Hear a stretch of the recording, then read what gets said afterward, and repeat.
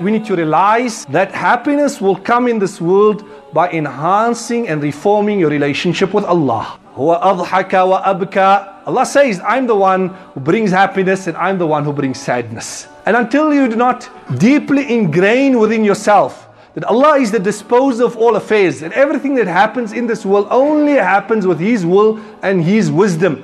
Ma asabak lam yakun liyukhtiak. That which was meant for you would never miss you.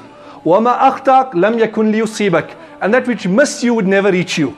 Even if the entire mankind, from the first till the last, had to come together to benefit you, they cannot benefit you except to the extent that Allah has preordained.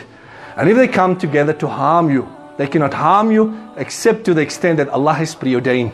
That the pens have been lifted and the ink is already dried. Once you embed this in your mind and in your psyche and attitude to life, then it gives you amazing contentment that everything is happening only at Allah's will. And I need to be obedient to my Allah. And in that obedience, there is a great sense of fulfillment. If you woke up for Fajr this morning and you came to the masjid, or you just performed Fajr, how do you feel about that? Naturally, there's a feeling of goodness. You feel happy that I was able to wake up, even though it's early, I woke up and I made my salah. It brings a feeling of contentment, of happiness and fulfillment. Just in this week, I was in the company of a brother who's not regular with his salah. And we went to the masjid for the Isha salah. We went early, he performed his Isha full 17 rakats. Isha salah is not 4, 2 and 3. It's 17 rakats. That's the total amount. And read Quran for a while and then we came out. And I asked him that, how do you feel now that you've performed full 17 rakats and you've read some Quran? Can you equate this feeling to anything? Can watching a movie or watching series, whatever you want, equate to this?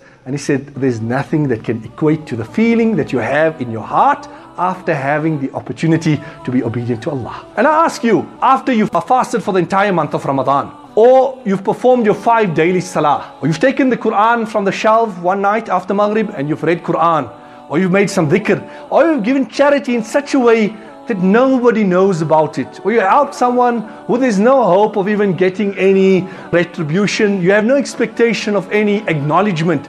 After doing all of that, how do you feel in your heart? That feeling that comes cannot be equated to anything. The poet says, Ahlul layli fi laylihim aladhu min ahli lahwi fi lahwim.